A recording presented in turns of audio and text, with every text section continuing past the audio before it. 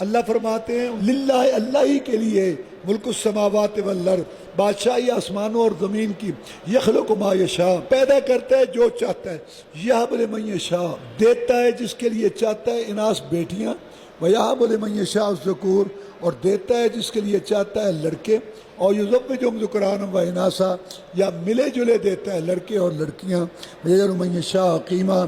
اور بعض کو نہیں دیتا،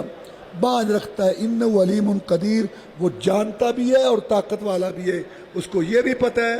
کہ کیا ہونا ہے اور وہ اس کرنے پہ طاقت بھی رکھتا ہے۔ تو اس آیت نے بتایا کہ اولاد اللہ دیتا ہے، اللہ کا ایک قانون ہے، اس کے مطابق جو ہے وہ نظام چل رہا ہے۔ مثال کے طور پر 100 لڑکی شادی شدہ ہے، نہ اللہ کا یہ نظام ہے کہ سب کو اولاد ہو، نہ اللہ کا یہ نظام ہے کہ سب کو نہ ہو، نہ اللہ کا یہ نظام ہے کہ سب کو لڑکے ہوں، نہ اللہ کا یہ نظام ہے کہ سب کو لڑکیاں ہوں۔ اللہ اپنا نظام چلاتا ہے، جس کا عقیدہ اللہ پا رہا ہے وہ کہتا ہے اللہ نے دیا، جس کا درخت بت قبر پا رہا ہے کہتا ہے اس نے دیا۔ اب ہندو 1.5 فٹ کا اس کا بت ہوتا ہے، وہ دے رہا ہے اس کو۔ یہ چین والے نہ اللہ مانے نہ رسول مانے، نہ کوئی قبر نہ فقیر نہ پیر، کوئی شے قربت ہوتی پئی، وہ کتوں آندے پے؟ اصل میں اولاد اللہ دیتا ہے۔